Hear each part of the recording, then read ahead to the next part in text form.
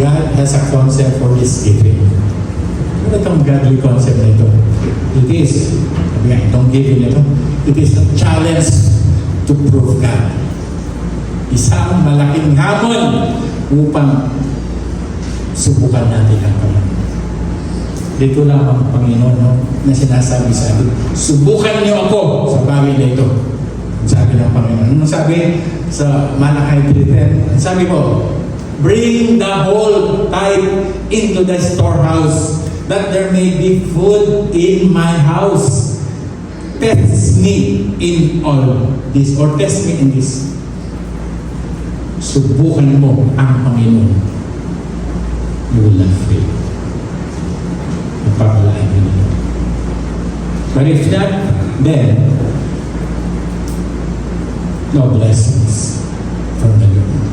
Di tayo tatanggap ng pagpapalain.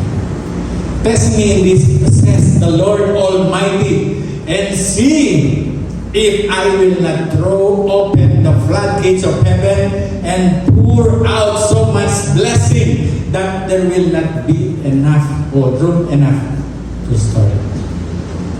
Ganun sa, subukan nila ako. Sabi ni Lord, bubuksan ko ang mga durungawan sa langit. Wow. Mga durungawan, mga floodgates yan. Wow, what a bountiful blessing. Anong sabi? Anong po topic natin? A bountiful blessing. He will pour out so much blessing. Hindi na magkasya. Di ba gusto natin lagi maapaw, sobra-sobra, siksik, liglig, kumapaw. Ito yung sikreto.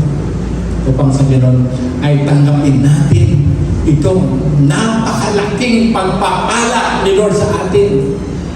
Pastor, ano ba yung dapat ang gawin? Merong sinasabi si Lord patungkol sa pagbibigay. At yun ang unang ito natin. Ano ba yung itinuturo? Ano bang klaseng pagbibigay ang gusto ng Panginoon sa atin? Sino ba yung tutularan natin? Sino ba yung halimbawa natin sa pagbibigay? Upang sa ganun ay matuto tayo na magbigay. Sino tutularan natin? Like God the Father. Amen? Ang tularan po natin. Sino? Yung Ama natin na nandun sa kalibutan. Giving like God the Father. Anong sabi sa Romans 8:32? Ito po. Hindi niya pinagkait yung kanyang utang niya. Wow! Si Lord hindi madamot. Si Lord ayaw niya tayong mapahamak. Si Lord sabi niya, gagawin niya, ibibigay niya yung pinaka-the-best sa atin upang sa ganon ay maging matuwid tayo sa ating Diyos sa mga. To be righteous. No? Ibibigay niya. Sino bang ibibigay niya? He would not spare His own son. Ang pinakamahalaga, ang kaisa-isa, ang bugtong na anak, ibinigay niya sa atin. He came from heaven. No? He sent His begotten Son. Wow! Upang sa ganon ay tubusin tayo sa ating kasalanan. See how God loves us so much. Diba? Yun ang pagbibigay. Nakahanda mong ibigay ang pinaka-the best, ang kaisa-isa, upang sa ganon, yung kanyang tao na kanyang nilikha ay hindi mapahamak, hindi pupunta doon sa impyerno, kundi ay magkaroon ng buhay na walang hanggan. Merong magliligtas sa kanila. Andiyan na, the best. Of course, we're thinking, when you give, just like the Father, give the best. Eh? Binibigay ba natin yung the best natin kay Lord? Not only money, our time and our service to Him. Are we giving the best to Him? Kung hindi, it's not too late. Ano po ba? Ito yung halimbawa natin ang Diyos Ama. So, pangalawa, sino ang halimbawa natin? Like God the Son. giving like bread the sun. Ano ang ginawa ni Lord sa atin? Of course, ang sabi po sa Galatians 2:20, I have been crucified with Christ, and I no longer live, but Christ lives in me. The life I now live in the body, I live by faith in the Son of God, who loved me and gave Himself to me. Ang buntong na anak ng Diyos sa mundo.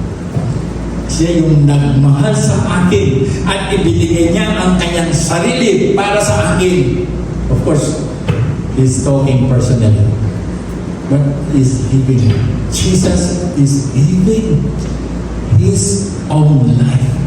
Sabi niya, because He loves us so much. Amen? Pag magmamahal, kayang ibigay ang kanyang sarili. Mahal ako ni Jesus. Mahal ako ni Jesus Christ.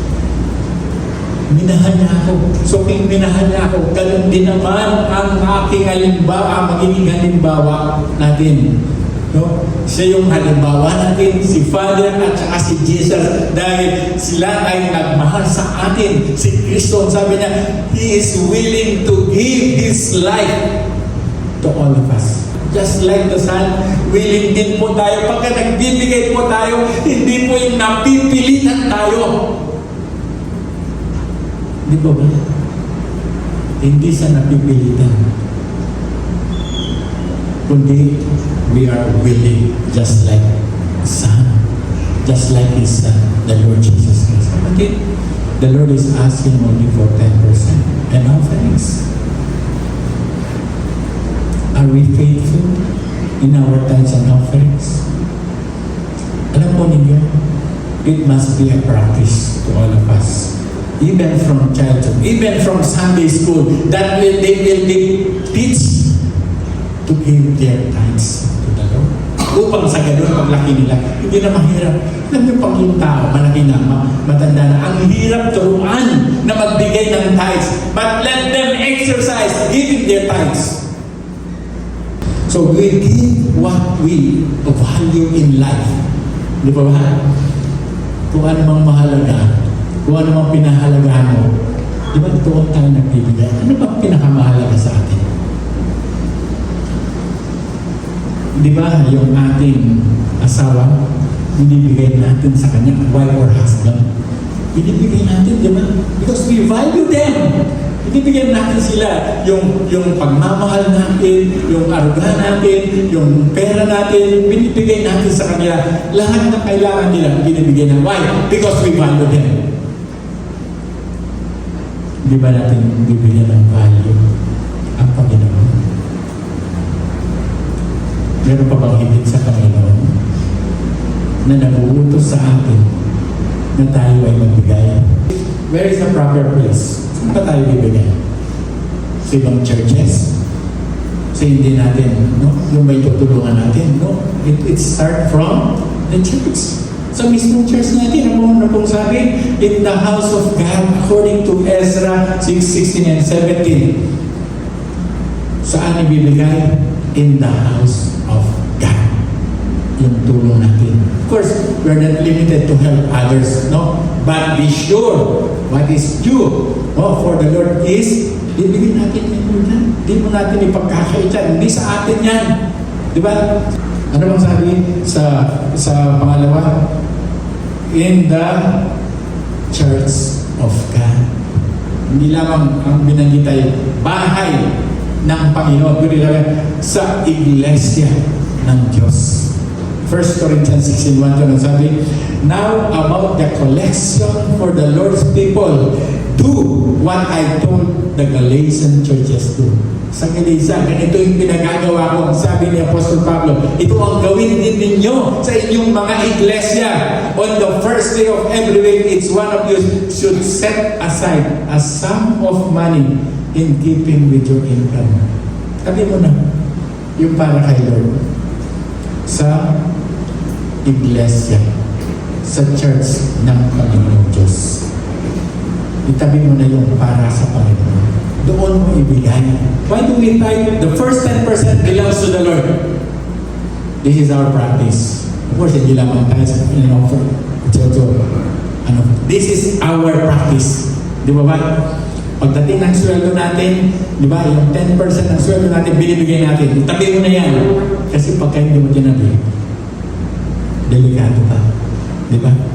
Minsan, uutangan ka natin. Di ba? Uutangan ka natin. Lord, hindi ko mo na maibigay ngayon dahil emergency.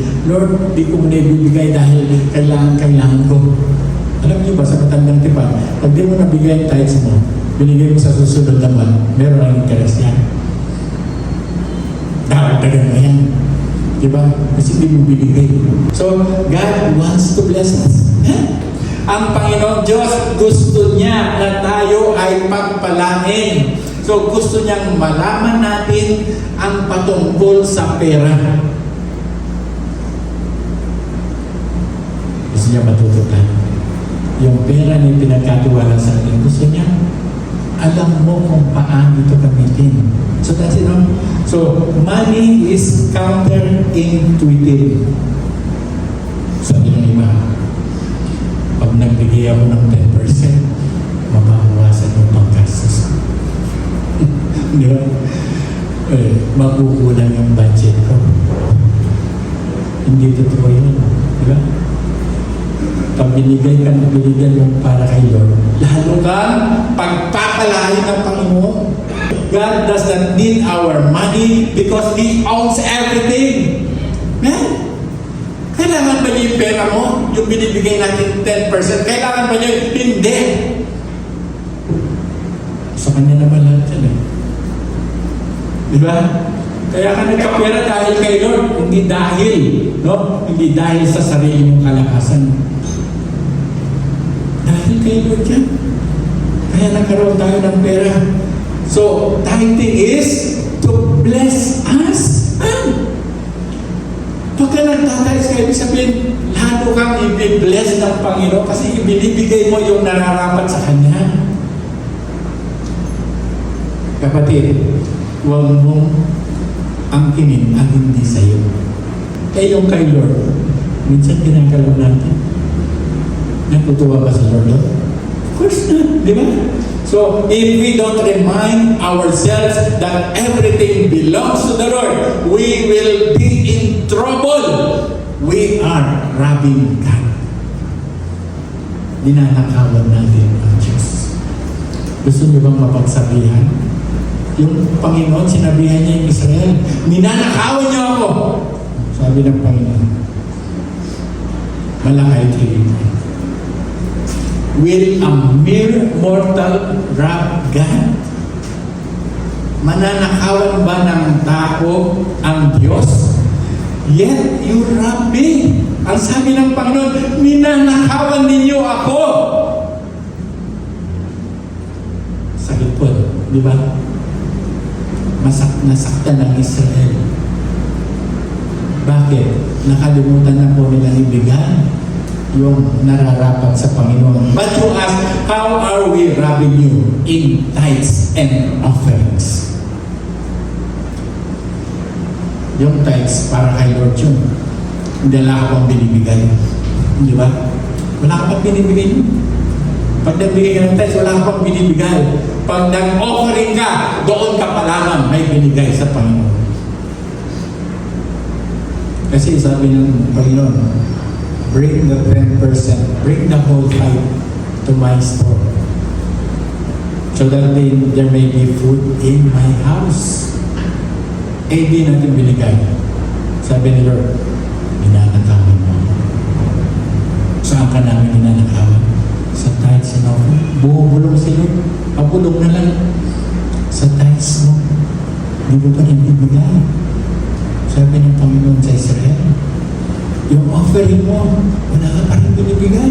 Saan mo dinala yung offering ng Panginoon? Bakit hindi mo binibigay sa akin? Hindi ba narapat unahin mo ako? Hindi ba narapat kung mahal mo ako, unahin mo ako? Kung mahal natin si Lord, unahin natin ang Panginoon. Itabi na natin yan. Gaya na sinabi ng salita ng Diyos, itabi mo na yung para sa Panginoon. Huwag mo nang hintayin, no? Na magalit si Lord. Do we think that 90% belong to us? Hindi. Di ba? Hindi naman sa atin yung 90% eh. This teaching is to help us guard our hearts away from materialism to a God-centered way. Hindi rin sa atin yung 90%. Gusto ni Lord, gamitin mo yan ng tama. Kasi ayaw ni Lord yung maging materialistic tayo. So many people nakakaawa. Ang kanilang priority ngayon, pera. Kasi kung lagi na lang business ang iniisip natin, lagi na lang pagpapayaman iniisip natin, so yung puso natin, mahal na natin si money kaysa kay Lord. You cannot remember, you cannot serve God and Mammon. Our concern is, tayo na mga anak ng Panginoon. Tayo na mga tinuruan ng Panginoon kung paano magbigay. So, ang concern natin ay palagi ay yung kingdom. Kasi ang tunay na kayamanan natin ay yung kingdom ng Panginoon. Amen? Yung mga bagay na ukol sa Diyos. Yun ang magiging concern natin. Pagka-busy ka, lagi sa gawain ng Panginoon, naglalaan ka ng oras. So, yung gusto mo, lagi na ito. Eh kung yung pera laging laman ang isip mo, so yung puso mo, laging nalalaman sa pera yun ang isip mo. Bakit? Kailangan maging busy tayo. Saan? Sa maglaan tayo ng oras doon sa pag-aaral ng salita ng Panginoon, pagkakaroon ng devotion sa Panginoon, at sa ganoon ay ang maging busy tayo sa paglilingkod sa Panginoon. Kaya yung laman ng puso natin ay paglilingkod. Di ba? You're busy in fellowship. You're busy during Sunday service. You're busy in prayer meeting. You're busy in Bible study. You're busy in your personal Bible study. You're busy in prayer. So, yung laging malaking laman ng isip natin ay yung Panginoon. Di ba? So, yung magiging concern natin doon ay lagi ang Panginoon. Doon masisentro ang laman ng puso natin sa mga bagay tungkol sa Diyos. Because there is a purpose in giving. May purpose in giving. Ang sabi dito sa 1 Chronicles 16:18 to 29 ay we worship and glorify God in giving. Ayun. Pagka nagbibigay ka pala sa Panginoon, yun ay pagsamba at pagbibigay ng kalwalatian sa Panginoon. Amen? Yung pagbibigay, ganun. Nagbibigay ka ng kalwalatian at ikaw ay sumasamba sa Panginoon sa mga bagay na yun. Anong sabi? Ascribe to the Lord all your families of nations. Ascribe to the Lord glory and strength. Ibigay ninyo kay Lord, kayong lahat ng pamilya ng mga bansa. Ibigay ninyo kay Lord kaluwalhatian at kalakasan. Amen. That is what the Lord wants. And that is worship and giving glory to Him. Ibigay natin kay Lord. Yan. Yun ang purpose ng Panginoon sa bawat isa sa atin. Yung magbigay pa. And 29. Ascribe to the Lord glory due His name. Ibigay mo sa Panginoon ang kalulwalatihan na nararapat sa Kanya. Ibigay kay Lord. Bring an offering. Ayun. Ibigay niyo yung offering niyo kay Lord. No? And giving offering to the Lord, it is giving honor to Him. And come before Him, worship the Lord in the splendor of His holiness. Amen. Ganun palang pagbibigay. Ito ay pagsamba, pagbibigay ng karangalan sa Panginoon. Kaya sabi niya, sambahin ninyo ang Panginoon sa kabutihan at kagandahan ng Kanyang kapanalan. If you give, that is the purpose, to give honor to Him. Imagine, pag nagbigay ka ngayon, nagbibigay ka ng karangalan sa Kanya. Ikaw ay sumasamba sa Kanya. At ikaw ay lumulwalhati sa Kanya. Itinataas mo ang pangalan pag nagbibigay ka. Everything you have done, doing to the Lord, ay alam ng Panginoon. Nakikita ng Panginoon. Then, we honor God in giving. Ano sabi sa Proverbs 3:9? We honor Him. Binibigyan natin siya ng karangalan. Ano sabi? Honor the Lord with your wealth. Amen. Pag meron ka, pag binigyan ka ni Lord, parangalan mo si Lord sa iyong mga kayamanan, sa iyong mga tinatanggihan na yan. Siya bigyan mo parangal. So yung pagbibigay gano'n, it is for His glory. Because He has given me this amount, no? this blessing. Hindi lamang yan, sabi niya, the first fruits of all your crops. Children, o graduates with new jobs. Napakaganda para isa dito. New graduates and new hired persons sa isang kumpanya, give the first fruits of all your crops. Makikita mo, magpapalayan ka ng Panginoon. Hindi po ako ang nagsasabi niyan. Si Lord ang nagsasabi ng tayo ay pagpapalayan ng Panginoon. So, point number 2 is testing sa giving. Susubukan tayo, of course. Tayo ba ay yung sa ating pagbibigay, malalaman ng Panginoon, no? Kung talagang tayo ay tapat sa kanyang pagbibigay. That is number 1. Sabi ko, we will be tested in our sincerity. Yeah? Kasi yung testing na giving, makikita yung sinceridad na rin. Alam naman nila kung dinaya mo yung tithes mo eh. Di ba? Sino nakakaalam kung paano mo dinaya ang tithes mo sa Panginoon? Wala namang nakakaalam eh. If me, I'm not looking to the treasurer's records. Wala akong alam kung sino nagtatithe sa hindi. Si Lord hindi niya ipapadala yung blessing kung tayo mismo hindi tapat. Di ba? Hindi tayo tapat eh. Paano hindi ipapadala? No? Clark A.G. Our church will be blessed kung merong sinseridad doon sa mga anak niya sa pagbibigay. Kung hindi po tayo sincere, how can the Lord bless us? Di ba? Bountiful blessings to those bountiful givers. Ano po ninyo? Napatunayan po ngayon, yung mga nagtatalis po pinagpapala ng Panginoon. Lalo mo po na ang buhay po nila. Lalo mo po na ang kanilang buhay. Sa third, tinetest po yung ating spirituality. So giving is a test of, you are not spiritual if you are not giving. Huwag mong sabihin ikaw ay spiritual na tao. Pag hindi ka nagbibigay, hindi mo binibigay ang tama sa Panginoon, hindi ka pa spiritual nun. You are still a carnal Christian. Hindi ka pa Kristiyano pag hindi ka marunong nagbigay. Testing of spirit. Nung sabi sa Lucas 21, 1-4, as Jesus looked up, he saw the rich putting their gifts into the temple treasury. Yung mayayaman nakita ng Panginoon, anong binibigay nila? He also saw a poor widow put into very small coins. Coins po siguro ito, hindi po na. Ayun, very small copper coins. Alam niyo pala, hindi pala limited sa 10%. Kung gusto mo ibigay, pati 90, 100% bigay mo kay Lord. Pwede ba?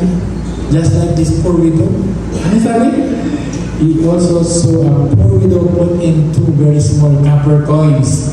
Truly I tell you, he said, this poor widow has put in more than all the others. Yung nagbigay ng konting halaga, pero yung napalay lahat sa kanya, mas malaki ang binigay doon sa mayaman. This poor widow has put in more than all the others. All these people gave their gifts out of their wealth. Yung sobra lang binibigay nila, yung barya-barya lang pala binibigay nila. Pero ang dami pala nilang kayamanan. Ang dami lang tinanggap ng blessing. Pero kung magbigay, napakakuripot. The Lord gave them millions. They did not give 100,000. They gave only barya. So, yung barya malit yan. O, tama nito, 1,000, 2,000. Pero lahat ng binigay ni Lord. And, but the seed out of her poverty put in all she had to live on. yung lahat ng ikinabuhay niya ay binigay na niya. Pag uwi niya, wala siyang pera. But she is expecting a blessing from the Lord. Sabi niya, pinagpalang babae ito.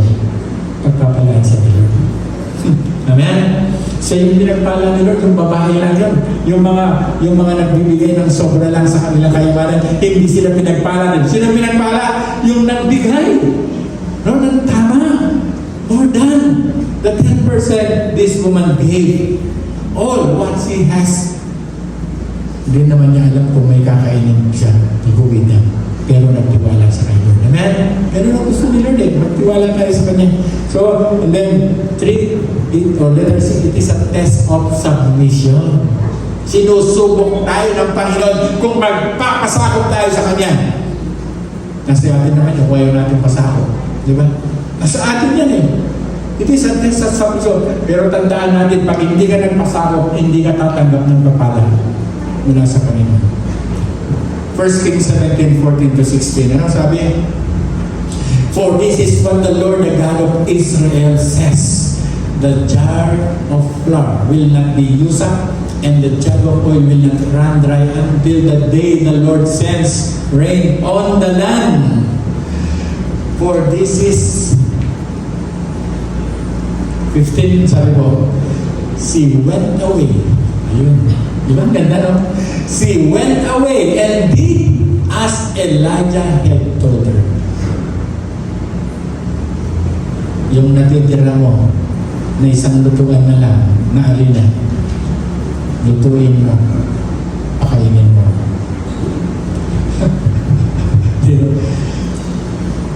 She was willing to submit to Prophet Elijah.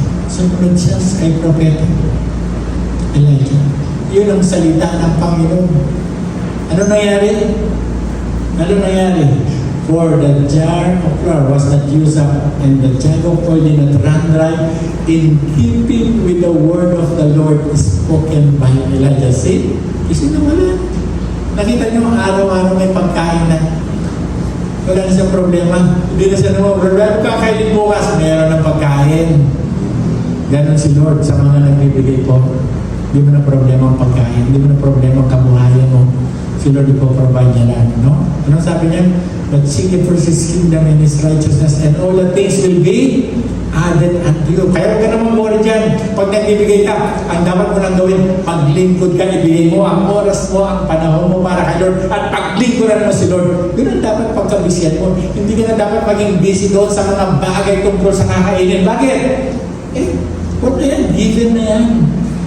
The jar of flour was not used up, and the jug of oil did not run dry. Hindi ka kapag kukulangin nila pag nagiging submissive ka sa Panginoon.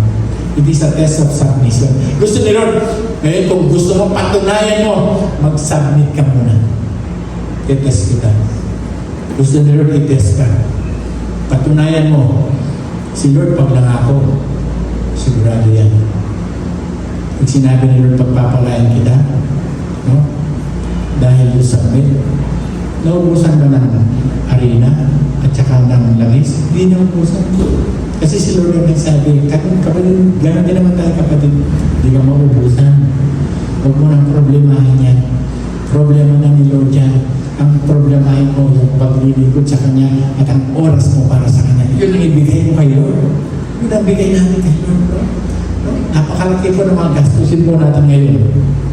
Malaki yung gastusin po natin. Pero, siguro naman mag-provide. Diba? Amen po ba? Pagka-anak ka ng Diyos, marunong ka na magsabi, hindi ka niya pababayaan. So, number 3, the testimonies in giving. What are these testimonies in giving? Malakay 3:11-12. Pag hindi ka marunong magbigay, ano mangyayari? Malakay 3:11-12. Pag nagbibigay ka, ang sabi ng Panginoon, I will prevent pests from devouring your crops, and the vines in your fields will not drop their fruit before it is ripe, says the Lord Almighty. Ganun pa rin protection ni Lord Di ba? Na ibig sabihin, walang peste, walang kalamidad, walang disaster ang mangyayari sa buhay natin doon sa mga matapat na nagbibigay. I will prevent. Ibig sabihin, ikaw ay laging tinitingnan ni Lord. Lagi siyang nakatingin. Pag mayroong panganib, may mayroong mga peste, sabi dito, lagi kanyang babantayan. Sinisigurado niya, ikaw ay safe. Hindi, sabi niya, dadapuan ng mga peste at saka yung iyong mga itinanim sa iyong bukilin. Hindi dadapuan ng peste. Bakit? Kasi si Lord yung may control. God is in control of everything we own. Siya may control. Siya nakakakita kung meron parating na peste o anumang salot yan. Diba ba? At sabi niya, i-prevent na yan. At yung mga bunga, hindi masasayang, hindi mahuhulog.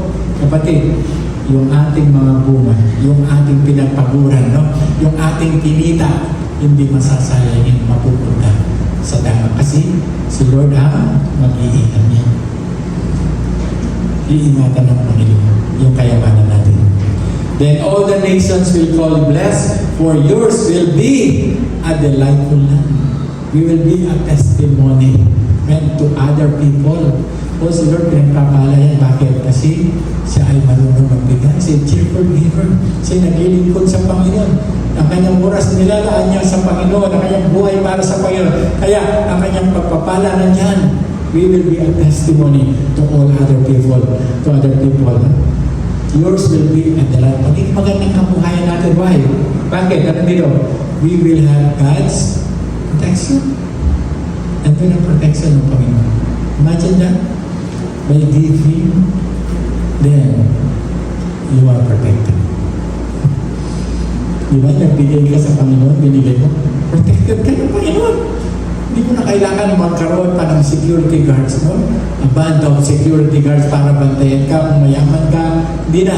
Ang pag-iingat ng Panginoon na sa atin naman. Ano ba? We will have God's provision. At tulad na sabi natin kanina, nawalan ba ng pagkain yung widow, Sarephat? Hindi, di ba? Hindi nawalan. Bakit? He submit himself. At yun ang testimony niya. Until the rain comes, hindi siya nawala ng pagkain. Ganon din naman tayo. Kahit anong sa kalamidad dumating sa buhay nito, God will provide for us the food to eat. Hindi tayo mawalan. Ganon ang mga lingkod ng Panginoon. Bakit? Because we learn how to give to the Lord. And not only that, we will have God's promotion sa trabaho mo. Ano yun? We will be promoted. O kaya naman, yung ating pag-aari, lalong lalaki yung mga pag-aari natin. Why? Because God will promote us. Di ba? Si Lord naman ang promote, di ba? Si Joseph, pinromote ng Panginoon. Imagine, tinapon siya ng kanyang mga kapatid, pinagbili sa Ehipto, at pagkatapos anong nangyari, nakulong siya doon, anong mangyari, God promoted him. Dumaan siya ng paghihirap. Giving, sabi niya, it's always sacrifice. Joseph gave his life to the Lord. And, ano nangyari sa kanya? He was promoted. He became second highest, no? Second to Pharaoh noong mga panahon yun. And for many years, natamasan nila, no? Yung kaginhawaan because of Joseph. Dahil kay Joseph, no? It is Jesus' time. In Jesus, hindi ka mawawalan. Kaya nung panahon na ngayon, sabi niya, mahal na hari, mahal na Faraon, wala na po kami makain. Wala na po. Umili kayo kay Joseph. Sabi niya. Sa atin naman, kay Jesus. Merong pagkain kay Jesus. Amen? He is the living bread of our life. So, our conclusion, si Abraham po comments it 400 years before the law. Sabi ni Abraham, si Abraham nagbigay ng tithes eh. Di naman siya inutusan na magbigay ng tithes. Wala pang batas doon. 400 years before the law. Ano sabi sa Genesis? Sabi niya, then Melchizedek, king of Salem. Ito po, no? It is Jesus' time. High priest brought up bread and wine. He was the priest of God Most High and blessed Abraham. O Abraham, say, blessed be Abraham by God Most High, creators of heaven and earth. Bakit? Sabi niya, and praise be to God Most High who delivered your enemies into your hand. Then Abraham gave him a tenth of everything. Nakita ninyo? Sabi ng iba, kautusan niyo Moses at wala na. No. Even Abraham without the law, he gave his tenth to the Lord. Bakit? Alam kasi ni Abraham, hindi naman kanya yun eh. Belongs to the Lord. So Jesus commended it in Matthew 23:23. Woe unto you, teachers of the law and Pharisees, you hypocrites! You give a tenth of your spices, mint, dill, and cumin, o cumin, but you have neglected the more important matters of the law, justice, mercy, and faithfulness. You should have practiced the latter without neglecting the former. Ayun, without neglecting. Iniuutos pa rin. Sinasabi pa rin ng Panginoon, huwag nyo naman sadyang pabayaan yung dating ginagawa ninyo, ang inyong paghahandog ng inyong mga tithes ninyo. So, who are we to cancel giving in our time of churches? Kasi marami po masasabi, hindi na dapat mag-tithes. Meron po mga nagtutulong sa inyo. So, giving to God is always correct. Yan po yung tama. Huwag po kayo maniwala sa sinasabi ng iba. There's no such thing, you do not give and you will be blessed by God. So, it's correct, clear, and challenging.